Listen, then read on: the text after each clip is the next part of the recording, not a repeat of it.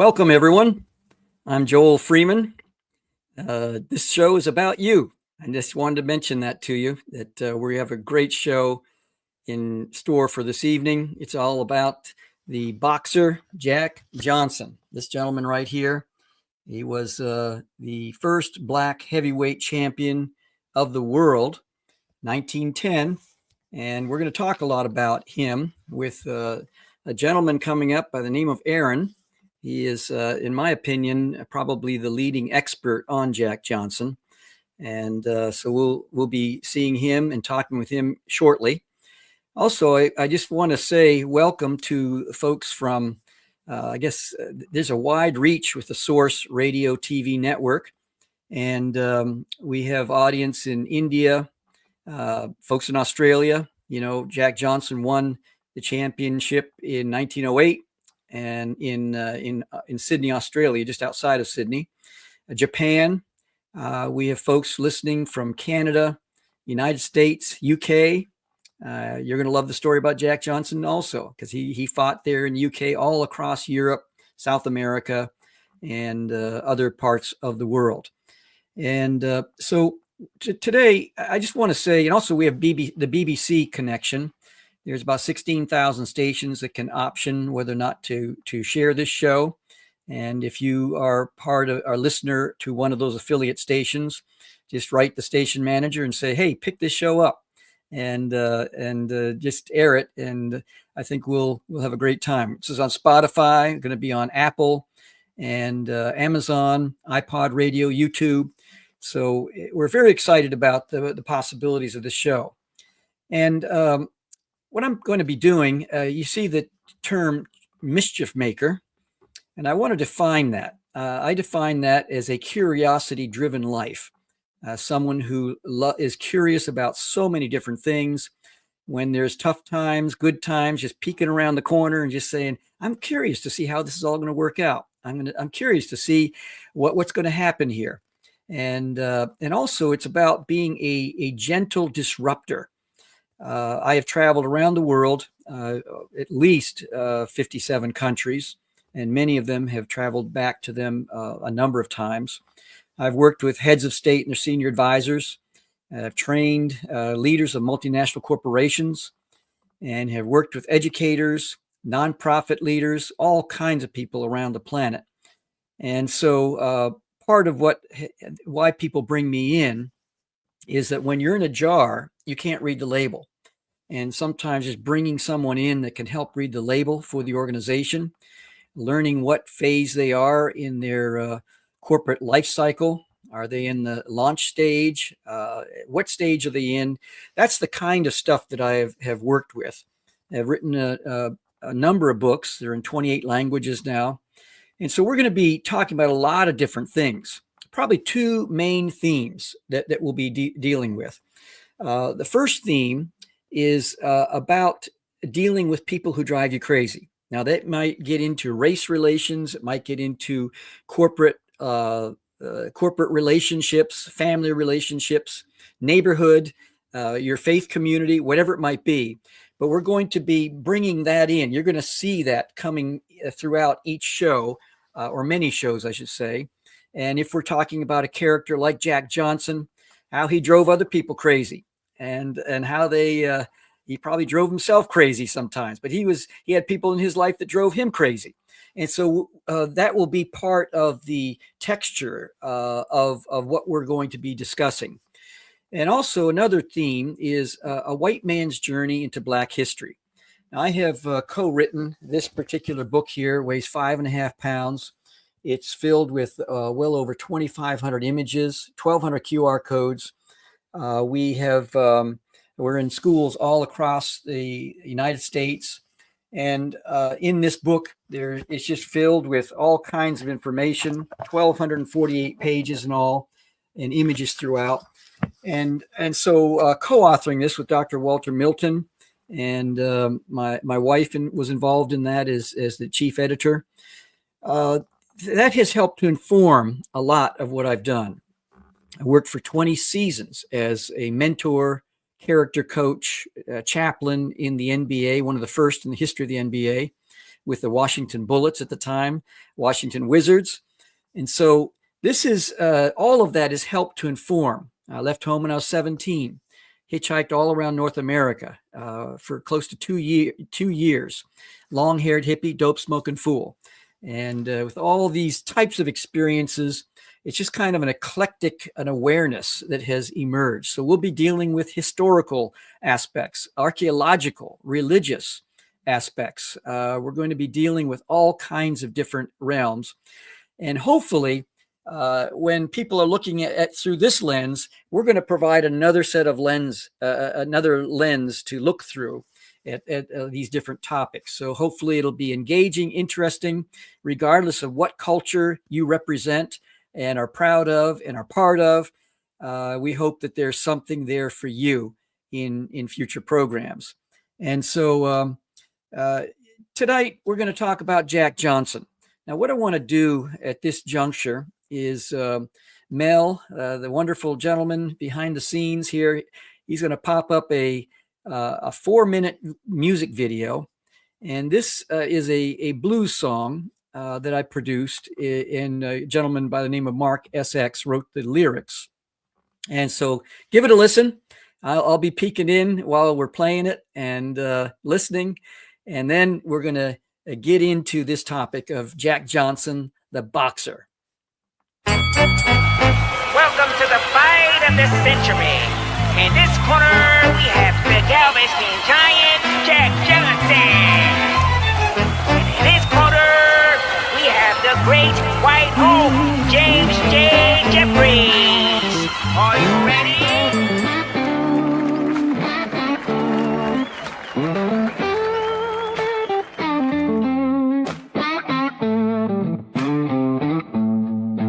Every thought starts as a secret.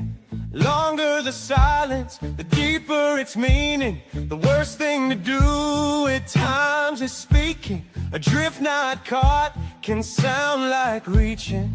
And so I've heard about the magic of being willing to open another's baggage. You'll learn carrying pain is quite average. Then what awakens inside is compassion. What would you say to Jack Johnson in 1907? A black man standing in Jim Crow's presence. Culture is emphatic, he's not a man. Bet it wouldn't be that next year you'll be a champion. Hopefully you kept that one inside, 'cause that's exactly what happened with pride. What if I told you you could hear Jack over 100 years later? Well, I'd be telling the truth and you'd be done a favor. It's the voice inside, dying to come alive. Are you alive? Maybe it's the voice inside, dying to come alive. Are you alive? In 1910, the world had had enough. A black heavyweight champ was a tad too much. No more buying tickets, watching white men get beat up. They needed one to add balance back to the trust. Skin had a narrative that went like this: intelligence was approximate to whiteness. So in Reno, this man would have to bow to a white fist. And so the fight of the century would provide this gift. How could a third child of slaves out of 9 be a lover of white women, coloring out the lines? With this great moment, he is surely out of time. Hate can drive you to forgetting about signs. 20,000 showed for a fight that was promising. July 4th would go down as timeless. To talk about it, I'd be honored. But why listen to me when you can hear it straight from Jack Johnson, the 15th round right now in his own voice. The best man one. It's the voice inside, dying to come alive. Are you alive? Maybe it's the voice. It's the voice inside, dying to come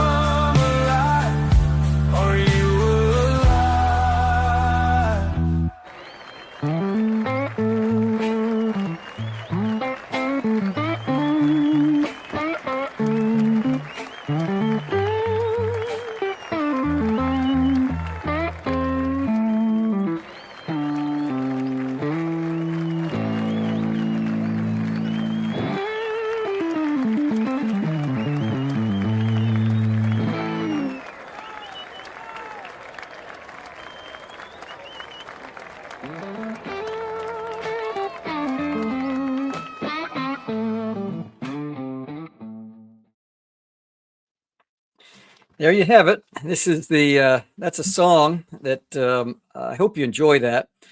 But it's from this book right here. I have my white gloves on because I'm going to show you something in just a second.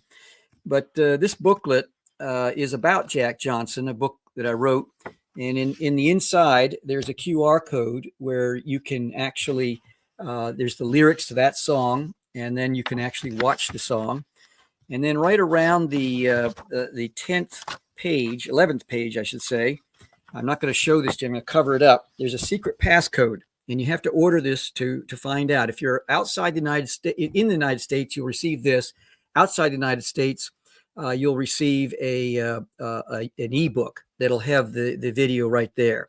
And there's 2 options there for you to order this. But then there's a QR code that'll take you to actually hear him speak in an album. And then I also have a 10-point war strategy that I developed. And this strategy is 10 points that Jack used before and during the fight to prepare for the fight of the century and then to win the fight of the century. And at the back of the book, there's just a whole lot of bonus material. And this bonus material is such that, I mean, it's 3 times the size of this with all kinds of information and things you're going to learn about tonight, but in far greater detail with this. And what happened in the late 60s, James Earl Jones, he starred in a show called The Great White Hope, which then later became a film, 1970, where he starred in that also. And Muhammad Ali was very, very taken by the show. He went to it at least twice that I know of, and perhaps more. His wife at the time, Khalila, she told me that she was the one who actually showed him and told him about Jack Johnson and educated him about Jack Johnson. And at his camp in Deer Lake in Pennsylvania, there was a rock that she said that they dedicated to Jack Johnson at the training camp. So this is an LP set from the show, The Great White Hope. Now, I have something, my wife and I own a Black History collection. By the way, this is a playbill, an actual playbill from The Great White Hope that someone attending the show in Broadway would have purchased and have enjoyed. Now, this, you saw a glimpse of this in the music video that you just saw. This is a record in the matrix. There's a matrix of this record, and it has a -1. When you learn about the test pressings in my collection, I have over 100 test pressings in all, and we'll be dedicating future shows to discussing some of the pieces in my Black History collection, the provenance, the stories behind them. This one I got from a dealer in Great Britain who deals in rare recordings. And what you see in the matrix here is that it has a -1, which means it was the first, and in this case, the only record. What they would do if they're doing a song, let's say for Louis Armstrong or some other performer, Louis Jordan, they would do a test pressing first, and it'd be like a demo tape, and then they would determine, is this the one we want to sell to the public? Well, this is a test pressing not to be sold to the public, but it was going to be used probably in the film of the fight of the century. And so what I was able to extrapolate from this was 13 audio segments from the analog to the digital. And then my son, who's in the video game industry, he then produced, he then ran it all through AI. And we strengthened, we actually resurrected some words in the audio that were unintelligible from a 1910 recording. I mean, one can imagine how many words that was. And then reducing the hiss and the pop of the record, and then creating a whole idea of how to bring this into a realm. My camera's going a little bit crazy here, so it's one of those fancy cameras that you kind of say, well, do I want something fancy? And it, as soon as I moved, it kind of moved with my hand. But anyway, what happened is that we were able to resurrect 13 segments. And then I was in this booklet, I was able to tell the story about Jack Johnson through these 13 audio segments that emerged. And one of the things that people just do not realize is that Jack, he traveled all around the world. This is before we had airlines like TWA at the time, later on, or Delta, or US Airways, which later became, oh my goodness, I can't remember what that became. But anyway, American or something. And so anyway, he traveled all over the United States, into Canada, all across Europe. He was in the presence of a gentleman who had direct access to the Tsar of Russia and Rasputin. He was in South America. He was a matador in Spain, and all kinds of different situations that he was involved in. So we're going to be delving into this with my good friend Aaron, who you're going to be meeting in just a few moments here. But I want to cue up about a 15-second ad, because we're sponsored by a group called Rosetta Universe. And I'm going to explain that just in a moment. But let's see what Napoleon Bonaparte has to say about the Rosetta Universe. Help the Rosetta Stone Traveling Exhibit Project transform an ancient artifact, the Rosetta Stone, into a modern metaphor for problem solving. And that's an order. So what we're doing, the Rosetta Universe, just before we bring Aaron on, is that I'm the only one in the world that has created a full-size 3D replica that's available to the general public of the Rosetta Stone. They're in museums all around the world. One of my replicas is in the movie Night at the Museum Part 3. And what we're doing is we're transforming this ancient artifact, the Rosetta Stone, into a modern metaphor for problem solving and critical thinking. And so it's going to be a 5,000 square foot traveling exhibit. So if you go to chiefmischiefmaker.com, that's chief, 3 words, chiefmischiefmaker.com, there's going to be a link tree. And I believe it's the first one, number 1, and then number 2, you can go see what about Jack Johnson that we're talking about today. So without any further ado, I think I'd like to bring on Aaron. If we had some applause, we would do it, but I'll be clapping right now. or we could just make a crowd noise. Well, I like to thank you, Joe, and thank you for your show. This being your first one to have me on the show tonight. Boy, did you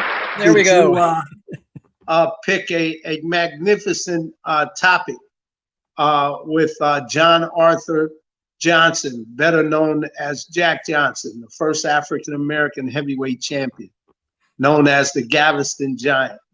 He is indeed something special, was something special, and still remains something special today through his lifetime, and through his death, because a lot of things that happened in his life, he still reaped benefits from the things that he did while he was in the grave, like the pardon that Donald Trump gave him in 2019, yes, where he wrote his own pardon to Woodrow Wilson. But we'll be talking a little bit about that also as we get further into it. But I heard this. Go ahead. I'm sorry. Go ahead. I heard you talking about when I was backstage here about Muhammad Ali and his relationship with the Great White Hope. Muhammad Ali was part of that Great White Hope with James Earl Jones. He taught him boxing techniques, how to punch and stuff like that. Muhammad Ali did with that Great White Hope. And also how I learned so much about Jack Johnson was through Muhammad Ali. Muhammad Ali admired Jack Johnson for his bold and brass ways that he had, and also what he meant to society when America was split. And we'll also be talking about that too. Now, what drew you to becoming interested in boxing, but also Jack Johnson specifically? Well, Muhammad Ali's camp was in Deer Lake, Pennsylvania. I was right down the road. So Khalila, his wife at the time, and Muhammad Ali, when they first came up there to build the camp in Deer Lake, Pennsylvania, my family met them. And that's what inspired me to get in boxing. I hung around it. They put me in commercials with the greatest of all times, Muhammad Ali, when he was getting ready for like the Rumble in the Jungle, the Thriller in Manila. We shot commercials and stuff that I still have. Me and him rapping back and forth about George Foreman. Bless George Foreman's heart. He is up there, and all the champs are up there together. They're having one big party. So it's a great homecoming for George. And we want to put a blessing on George and his family as they go through the trying time of George departing. But yes, it was Muhammad Ali, how I got involved in boxing. And he used to train us and teach us things at night training, what it took to be great, not just ordinary, but extraordinary to be great. And then in my time of training fighters from Mike Tyson, Tim Witherspoon, Julian Jackson, Frankie Randall, the list is long, fine, but distinguished, all the great champions I trained, and being a director and trainer for Don King, only in America, who gave me the opportunity to let talent bloom and blossom, to run his training camps in Orwell, Ohio, and down in Florida with Don, his family, Henrietta King and Carl King and Debbie King. You know, it was just one big family affair. And for decades, all of us worked together to make champions after champions. And the list, like I said, is long, fine, but distinguished. And the rest of it speaks for itself. But none of that would be possible if it wasn't for a great fighter like Jack Johnson. Now you have quite a collection about Jack Johnson. Can you share maybe some of those right now, and then we will revisit some more later on in the show? But can you kind of share about one item, let's say, and then two or three, and then share the story behind it? Yeah, what I can do is I can tell you that Jack Johnson, right, from his accident in Franklinton, North Carolina, you know, that's where my mother's from, and my mother be 98 in the 13th of this month, April, and bless her heart. But in Franklinton, North Carolina, that's where Jack Johnson lost his life. And his car sat there for many, many years, and no one from his family or anything came to claim it.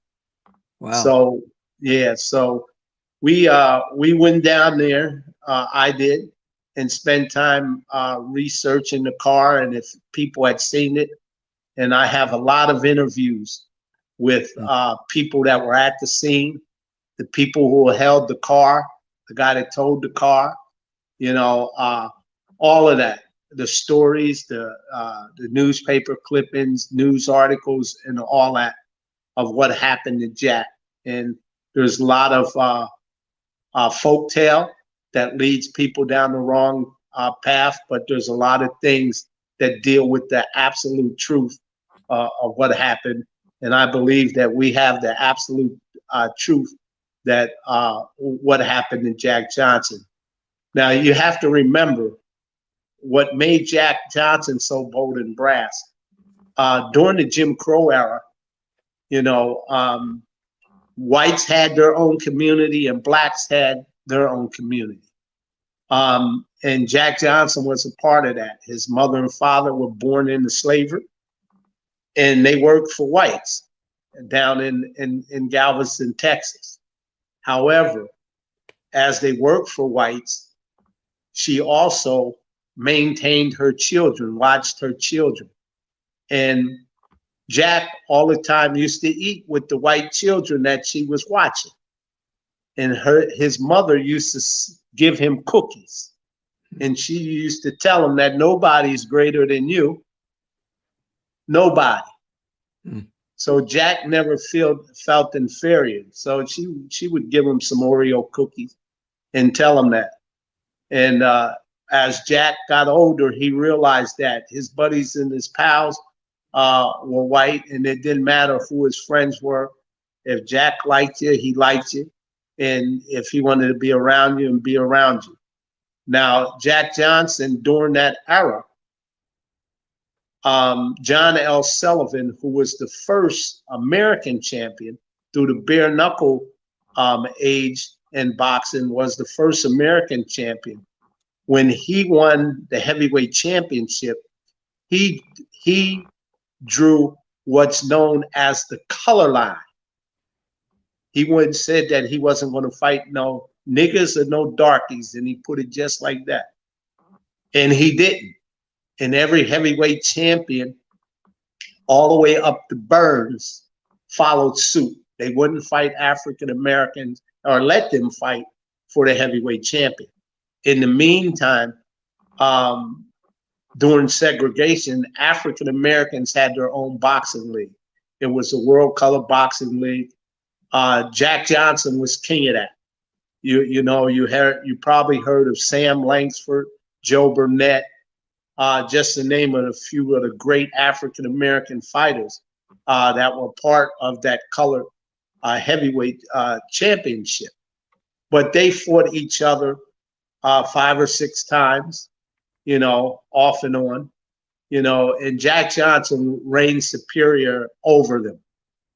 However, when Burns from Canada, Tommy Burns, won the heavyweight championship of the world, he said that he's taken on all comers. It didn't matter. Anybody in the world, he would take them on. So when Jack Johnson heard Tommy Burns speak of that, he took off chasing him. And he now, is that him. because of his Canadian? I'm from Canada. Is that his Canadian sensibility that he was just open? He didn't have an American perspective on that. It may be so. I tell people all of that all the time, that it's maybe so, is that he wasn't colorblind. He was a person that felt that he was best in the world at being heavyweight champion, and he didn't really care who he fought. So Jack Johnson chased him all around the world, and he finally caught up with him in Sydney, Australia. And when he caught up with him in Sydney, Australia, the promoter said, well, it looks like we can do this match down here. They had built an arena especially for that. And it was a huge event that African American was going to fight for the heavyweight championship of the world. It brought newspaper writings all over the world. And at the time, they had those tickers that sent messages around the world. And when Jack Johnson, when they finally signed the fight, boy, did it send a wave through the world that an African American was going to fight for the heavyweight championship of the world. So a lot of things went into that. There was a noted writer named Jack London from the New York papers. He wrote some hostile stuff as he watched the fight.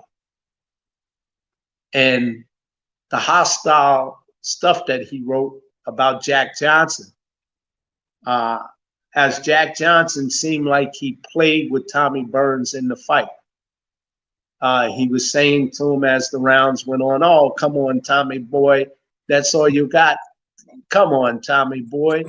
And he would smile with a big giant smile. So Jack London, he couldn't stomach it. So he wrote on the final end, a matter of fact, when Jack Johnson knocked Burns out, they stopped the camera and the police jumped inside the ring. And that film that they stopped of the fight, which was a motion film, not along with the fight, was preserved for a long time. Historic preservation, they wouldn't release that film because of the racial controversy that happened. So the stuff that Jack London put on the wire and things he wrote send shockwaves across the world that someone has to knock a smile off this nigga's face. And the only one that could do it was Jim Jeffries. And it was something. Race riots happened in all the major cities across the United States after Jack Johnson won the championship of the world, that an African-American had claimed the heavyweight championship of the world. But Jack Johnson was a character. He was flamboyant. You know, when average person was driving horse and buggies at the time, Jack Johnson was driving fancy cars that they were making at that time.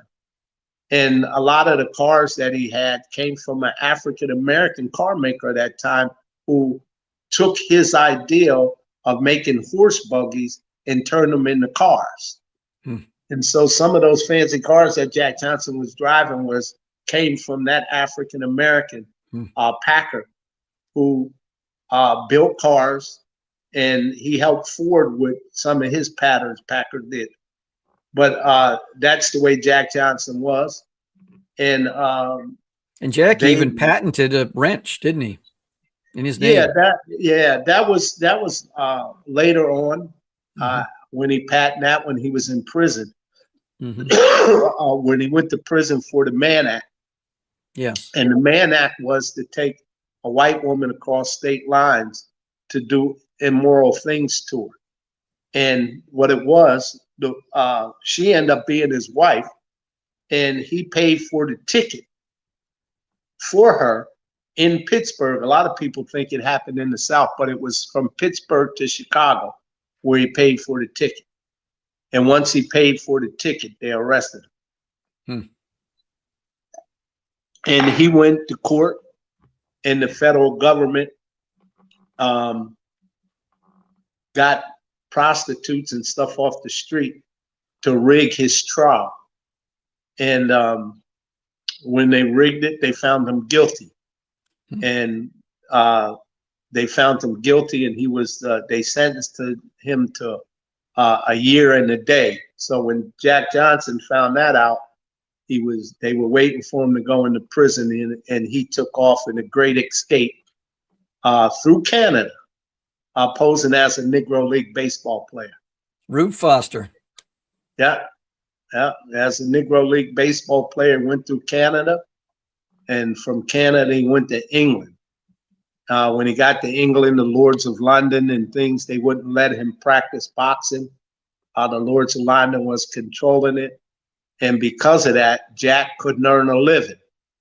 So he took off in other places in Europe. You'll see him in Spain, in France. If you see a lot of pictures with Jack Johnson with a black tam on and a cigar Tiparillo, he picked that up in France. Yeah. So, you know, he picked that up, and he was able to earn money in France and in Spain. But the FBI, without question, pursued him around the world. And while he was in Spain, I think it was Joselito, the matador, and another gentleman, they trained him to become a matador, and he could have easily switched careers and become a very famous matador in Spain if he wanted. Yes. Well, you got to realize when Jack Johnson was young, he used to work in horse stables. He trained horses. And when he was 16, 17, and then when he went on to New York, when he left at 16 years old from Texas to New York, he was working in horse stables. So he was familiar about a cow hand and working on farms from being, you know, in the South. And over there, it just fitted in from him being young and working like that. around the farms and stuff like that. So yes, yeah, it just fit in for him, from my perspective. And he also owned a ad agency for a brief time in Barcelona, Spain. Very eclectic interests that he had. It's amazing, isn't it? Yeah, well, Jack Johnson, he was, as a businessman, he was bright. He would take a lot of risks. He owned a hotel in what was known as Black Wall Street in Chicago. He was the first one to own a business in Black Wall Street in Chicago. And he owned nightclubs, the Cotton Club in New York. Jack Johnson owned that first and then sold it to the mobsters. That's right. All the big bands, like the intro song you had, those big bands used to play in the Cotton Club. Well, Jack Johnson owned the Cotton Club before he sold it to the mobsters. And a friend of his from Pittsburgh, who was a hotel owner, was the one who helped Jack Johnson get into the hotel business, owning a hotel. And when he had his own gym and stuff in Chicago too. Yes, and he had this restaurant where he had gotten all kinds of rare art, fine art in Europe, and shipped it over. And he had Rembrandts and all kinds of stuff in that restaurant. It's just amazing. It's just that one element of him just astonishes me. Yeah, well, he was real elegant. He liked elegant stuff. He collected stuff, and you know, a lot of stuff that we have comes from that. You know, that kind of idea. We have the FBI files, where the FBI, how they follow them around. We have the videos and stuff with the FBI talking to him before he went over to Cuba. To take the dive, it's right on the film. The FBI guy telling him to do that. You know, those type of artifacts that help people be inquisitive when they're looking at the exhibit. We have the pardon papers from Donald Trump. We have those in the exhibit. Letters, because I'm a WBC ambassador. I was also a trainer of the year for them. I have the letters from Jose Suleiman that when I was a part of all of that with John McCain, when we first launched it to get his thing. I used to eat with John McCain. There was a guy named Duke Durden who was vice president, Don King Production. And also he was formerly the chairman of the Nevada Athletic Commission. Well, John McCain used to box, and him and Duke were friends. So when John McCain would come to Vegas, we would go out and eat with him. So a lot of that groundwork that we laid to try to get Jack Johnson pardoned, it didn't happen then. But as the wheels of justice spin, the twists and turns that the wheels of justice take, nobody knows how the wheel will end up. But it ended up in Donald Trump's lap, and Donald Trump did the right thing by pardoning him because he deserved it. And many people before that, even Woodrow Wilson, who Jack Johnson, when he was in prison, where he created that wrench, better known as the monkey wrench, he also wrote his own pardon to Woodrow Wilson. And as he wrote his own pardon to Woodrow Wilson was about to pardon. However, it was good old Jack London who showed up again, reminding Woodrow Wilson who Jack Johnson was and what he represented. Well, he was the one that ginned up a lot of this whole situation, you know, against Jack prior to the fight of the century. We have a question right now. How much money did Johnson make as a heavyweight champion? We know that he made at least $65,000 from the 1910 fight of the century, which according to today's figures, about $2.1 million. But that was just one glimpse. He made a lot of money over the years and was very generous. Go ahead if you want to respond anything to that question. Yeah, well, you have to put yourself in those times. The money that they were getting at that time was unheard of when it come to boxing. He was selling out stadiums second to none with every fight. In Australia, the promoter, they put up a picture of Jack Johnson outside the arena, and people would pay to throw rocks and stones at him before they went in. My goodness. Yeah, the promoters used every angle to get him, to make money on Jack. And Jack didn't mind because he was making money and he was unheard of. So I want to also bring to your attention is that reverse racism when it comes to Jack Johnson. Number one, his first wife, Tina Austin, she was black. And they were married and they were leaving, going to Denver. And when out of New York, well, she didn't like how Jack Johnson act. He was bold and brass. And they got in an argument, and she told Jack, "You better change your ways, this and that." And Jack Johnson said that was it. He couldn't take no more. So he got rid of her in that. And then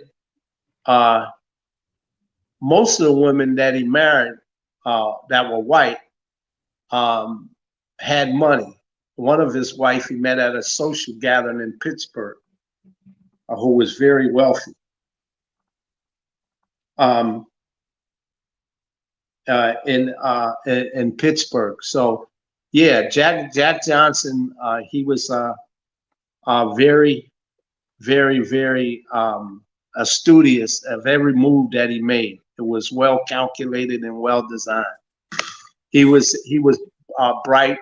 And I like to say this also, is that history and culture of all our studies are best attractive, best qualified to reward a person's research, as it takes upon springs and motive that spell the destiny of the human being. So anytime that you have things that we're doing, and I want to compliment you on your magazine.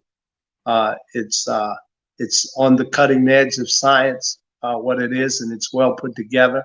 Thank you. And I hope it takes off like a rocket for you. God bless you. Thank you. We have about 15 minutes left. Yeah, this is the booklet that is available at jackjohnsonspeaks.com. And if you want to order that right now, just go wait till the end of the show. Don't miss it. But it has all kinds of images throughout. And I've pulled out 13 audio segments from this particular album, or this record that he made in 1910, 20 days after the fight of the century. So check that out, jackjohnsonspeaks.com. Now we have something here that says how many rounds determined that for a heavyweight champion. Well, in this particular case, Aaron, you can speak to this, but I just want to say that this particular boxing match on July 4th, 1910 was set for 45 rounds. And Jack, he was, as you read in this booklet, you'll see round by round what he experienced. And right around the fourth round, he knew that he had him. Knew he had him before that. He was just toying with him. The corner, James Jeffrey's corner, Gentleman Jim, who was not a gentleman, he was a racist, and he was yelling epitaphs at Jack. Jack had the golden smile, and he said in advance that he was going to be clinching because it was a different style of boxing back then, where you didn't have 3-minute rounds, 13 rounds. It could go on for 45, and some went on longer. and you had to give the crowd something. Didn't want to do a knockout in the first 2 or 3 rounds, so there's a lot of clinching going on. But the inside, boom, coming up that way. Jack had a powerful left that would knock out the resolve of a enemy. And do you want to talk about that? About how long? Well, on December 26, 1908, in Sydney, Australia, better known as Boxing Day, which is a European holiday, when Jack Johnson became the first African American heavyweight champion. That fight with Burns, the bout was 14 rounds. Mm-hmm. And Jack Johnson, in his inevitable style, he had a unique thing that he called the anchor punch. Mm-hmm. And Muhammad Ali said that he used that punch, that anchor punch that Jack Johnson used to win.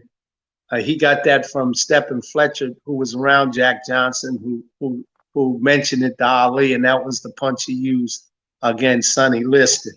That's what Ali said at the post press conference. But Jack Johnson had a clinching style where he would tie guys up, wear them down because of his size, and then the openings were up the middle, and he would throw what we know as an uppercut, what Jack Johnson called was the yanker punch. He would throw it up the middle, and a lot of them went out by it. Devastating. Yeah.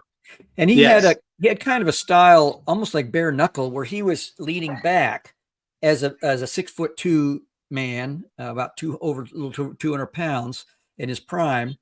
And most fighters today, they're either leaning a little bit forward or they're balanced on both feet. He kind of laid back, and he would catch the punches, right? Yeah, he would catch them in midair because of Jack Johnson's size. He was much more bigger than the heavyweights at that time. Tommy Burns, if he was living now fighting, he would only be a light heavyweight. Yes. Jack Johnson was taller than them guys, and their size.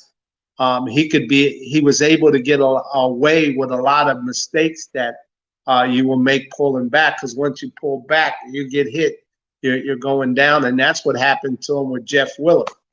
Willard, who was taller than Johnson, and Johnson wasn't used to being smaller than opponents, and he tried pulling back and pulled right back into a punch. So when he fought Jess Willard in Cuba, Jess was taller and longer reach, if my memory serves me. And yes. Do you think that Jack Johnson threw that fight, or do you think he was just outboxed because Jess was taller and his normal strategy with boxers didn't work with Jess? Well, Willard was a big specimen of a guy, and Jack Johnson had been off for a long time. Yes. And the FBI and all of them were following him, getting to him and all that. So I think it was a combination of the following factors that distracted Jack Johnson, not realizing what he was up against, and ring rust from not being in the ring for a long time. And he tried something that he was able to get away with so many opponents with, pulling back like that, leaning on his back foot. And he couldn't do it with a taller guy, with a reach guy with a longer reach, and he pulled right back into the punch, and down he went. Mm-hmm. And some argue, well, Jack Johnson, when he went to the canvas, he put his hands up. The sun or whatever was in his eyes, and while he had his hand over his eyes, he got counted out. So there's a lot of anytime a great heavyweight champion gets beat like that, once being dominated, all kind of myth and mythological tales come along with the territory. Now, what as you've looked over, you have his last will and testament in your collection. would you like to talk a little bit about that? But then I want to follow up with another question after that. Yeah, well, his companion, Scott, Yes. they were driving through North Carolina, and they were coming from Texas up Route 1. Okay. So when they got in the accident, and we don't believe that Jack Johnson was driving. We believe that he was in the back seat sleep, and the driver went off the road, lost control of the car, hit the pole, and Jack Johnson fell out of the back seat of the car. And then Scott pulled forward and backed up. When he backed up over Jack Johnson. Oh my goodness! I did not And know that's that. that's what we happened, you know, from different stuff that we read from Scott's comments, because his statements kept changing. Yeah. But some of the statements that he made about how Jack Johnson pulled up off the pole back and forth, but the injury that he suffered was to the chest. So that's why we say some of that, you know, was a part of that. Now, did he have any children? And if so, how many? We have a viewer asking that question. No, Jack Johnson didn't have no children. Okay. He had no children. He had siblings. Mm-hmm. And when he was fighting, most of his family, because of his bold and brassness, excuse me, because my phone's running out and I keep talking. Some of them disowned him. Yes. Some of them disowned Jack Johnson when he was fighting. So that's the way that goes. But his great niece, she was alive. She went to Washington with John McCain, along with his great niece, who was her mother, to try to get the pardon back then with John McCain. You know, so yeah. As you studied his life, what has surprised you the most? Jack Johnson was a character. That's putting it mildly, isn't it? He did a lot of bold and brass things, but he was just a character, man. And he did things to make himself known and for us to remember. You know, he was a great promoter. He seen life the way it really is supposed to be. He didn't see color. You know, as much as he was a star in black communities, whites were just overwhelmed at seeing him too during that time. They wanted to see him. He was a specimen to see. And Jack used all of that to his fullest. Now, if I have another question from a viewer is, wouldn't Johnson have known how tall Willard was and prepared for him? Yeah, I think he underestimated it, like a lot of fighters do when they're coming back from a layoff, not realizing when you're not active, practicing your trade in boxing, you lose your skill, your will, and you're not as sharp as you should be. And I believe that's what happened to Jack Johnson. He just wasn't as sharp as he was because he wasn't fighting as often as he was fighting. What was Johnson's greatest fight? Another question. Forget about Jeffries. What was his greatest fight other than with Jeffries? Oh, Jack Johnson had plenty of great fights. With Burns is a great fight, him being the first heavyweight champion. But Sam Langsford and Joe Burnett and them guys, man, they were great fights. Great fighters fighting each other. Not one time, 2, 3 times. You know, they were great fights. And like Muhammad Ali used to say, is that all fights are big and great because you got to win in order to get to the next. Right. I'm thinking of one fight. There's a guy from Canada who had come over, I think it was in France. Uh-huh. And when he saw the size of the crowd, he wanted more money and refused to fight until he got more money. And Jack got mad because it was because of Jack that the crowd was there. And this guy was trying to kind of hustle his way, get a little more money because he was fighting a larger crowd. And Jack, I think in his book, he said that in the book, his autobiography, that he unleashed a fury against this fighter like he had done against no other fighter. That would have been quite a fight to watch. He kind of lost his cool with him. He didn't play with him at all. He just came right at him. Yeah, absolutely. You know, Jack had a lot of great moments in boxing. But yeah, man, he's to look into his life is a great thing because it's something to admire. Like him being a race car driver. He's probably the first African American race car driver to drive in NASCAR after his fight with Bernie Oldfield. That's right. I mean, with Jeffries.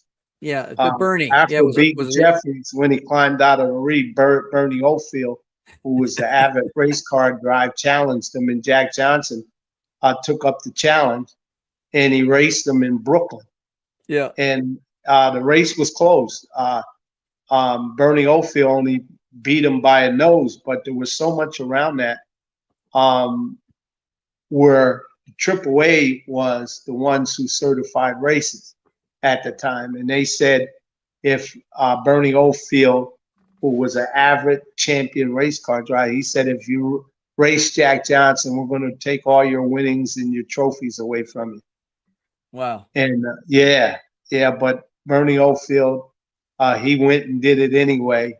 They didn't take it, but the race was close. And Jack later commented, he says, I just don't got it in racing. Quite like Bernie does. Yeah, he said around the corner, he said he would never go that fast around a curve. Yeah. The way Bernie Oldfield was going.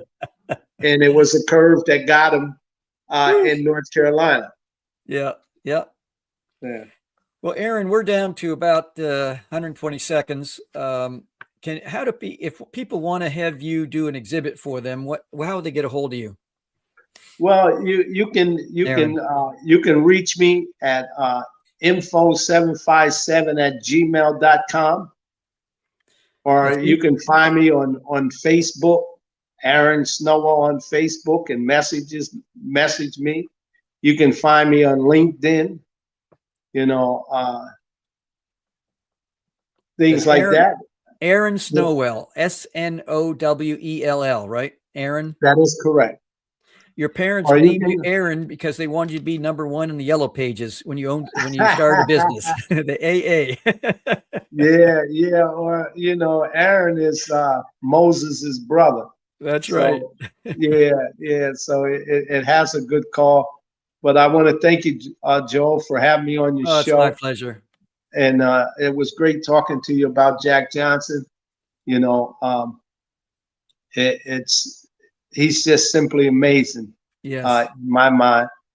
And if people look into him and read about him and study him themselves, they'll find how much amazing he is. Here's in closing, folks, Aaron, thank you so much. This is a booklet called The Secret 1910 Recording Revealed, a masterclass on Jack's war strategy for the most historic fight of all time, jackjohnsonspeaks.com. Check it out wherever you are in the world. Get it either by ebook or if you're in the USA, I'll personally sign this. It devalues it, so pay first. But every penny goes toward my nonprofit organization. Ebity, that's all, folks. Thank you. Thank you.